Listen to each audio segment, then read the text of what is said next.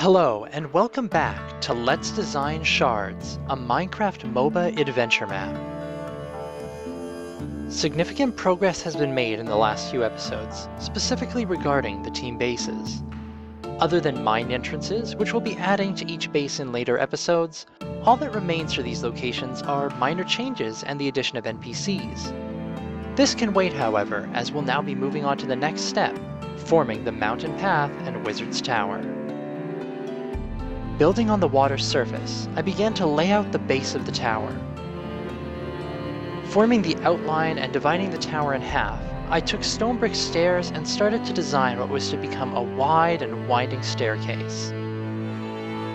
These stairs will curve around the opposing stairs from the blue entrance, creating a spiraling double helix design that will meet farther up the tower.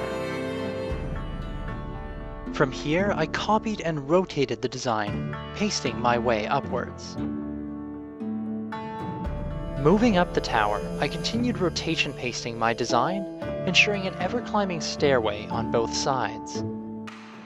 Expanding the tower outwards, I began to slant the stairs in a more diagonal pattern. As the opposing NPCs will meet at the tower's peak, this expansion will give them more room to navigate and to fight.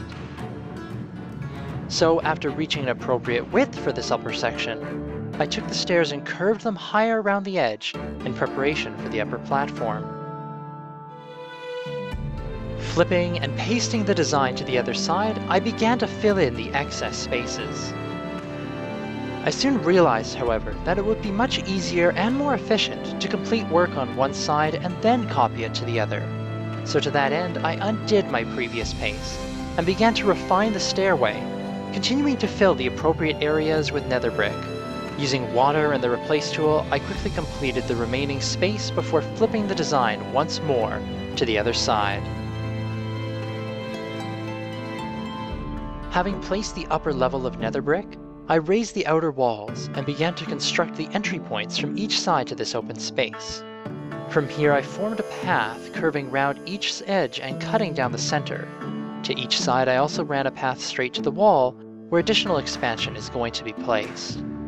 After lighting the floor with redstone lamps, I took stained clay and began to create the tower's conical cap. Bringing nether brick to a point in the inside, I covered the tower with this stained clay and worked my way down, extending the cone to cover the expanded nether brick segment. Back inside, you can see the lanterns set in place to light the room, as they do throughout this tower. From this point, I constructed a staircase to each side which leads towards our next point of interest. Now outside the tower, I broke through the clay cap to the stairs within. Taking logs, stone, and nether brick, I constructed an overhanging vantage point. Players here can certainly look out upon their base, but this point and the one I later placed to the other side have a specific purpose for their existence beyond mere aesthetics. Each lane in this map is to have certain benefits upon capturing a central point.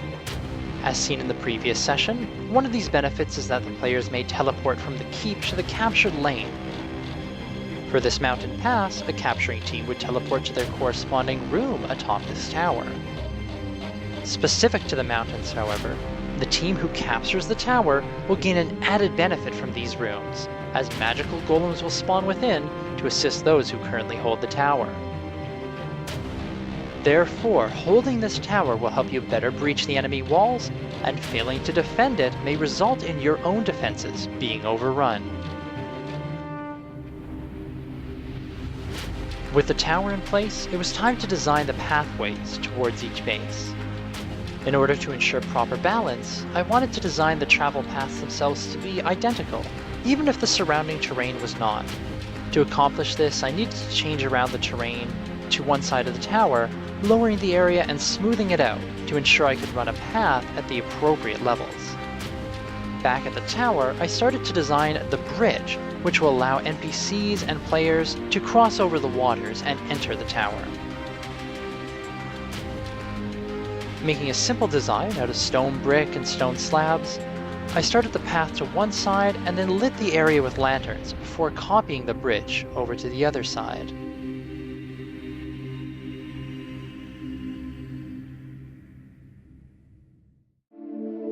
Taking stone slabs, I began designing the pathway itself.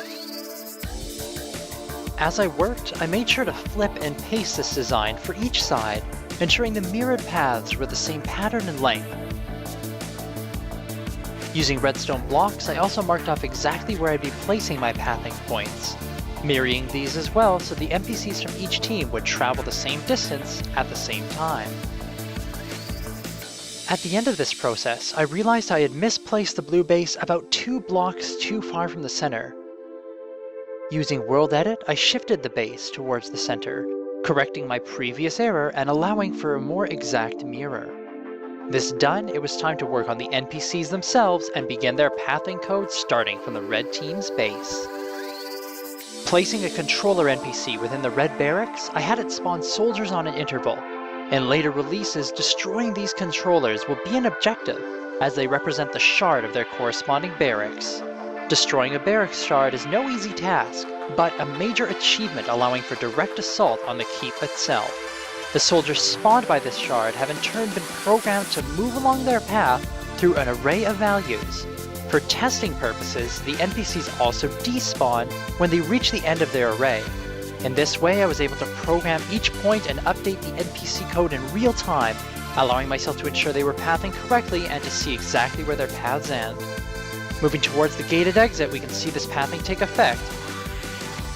Now at the tower, we get a better look inside and at the double helix design. With an ample supply of lanterns, this tower extends rather high and will take NPCs and players some time to traverse. In later builds, we'll be adding some additional features, such as basic side rooms from which to ambush passing enemies, to small studies where players may discover hidden enchantments or magical secrets. These special features will have to wait for later honing and construction. Approaching the peak, we'll take a look inside and how the NPCs path through the space they're in. Due to some recording preparation, part of the floor here is in fact missing, but I made sure to repair that before moving on. Back down the tower, we can now see the NPCs pathing both ways throughout, traveling up one staircase and down the other. Below the tower, I planned a system of crypts and catacombs that will eventually connect with the mineshaft path. Guarded by undead, these crypts may also hide some interesting game features and secrets, but this as well will be covered in future sessions. For now, I simply have stairs progressing down into solid stone in preparation for this eventual underground construction.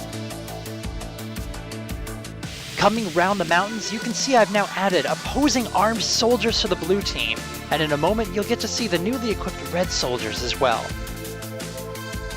With this mountain pass complete and soldiers in place, there is now enough that I'm opening access to a server showcasing this map and its current features. In the video's description, you can find all the information needed to download the Shards mod pack and connect to the active Shards server.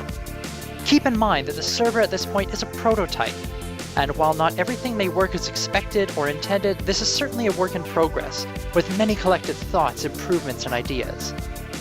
While I'm excited to be launching this prototype, there are many more features and locations left to construct and program.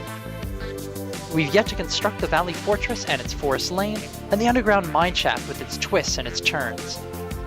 However, these and many other items will have to wait for another time. If you've enjoyed this and you want to see more, leave a like, try out the server, don't forget to subscribe, and I'll see you next time.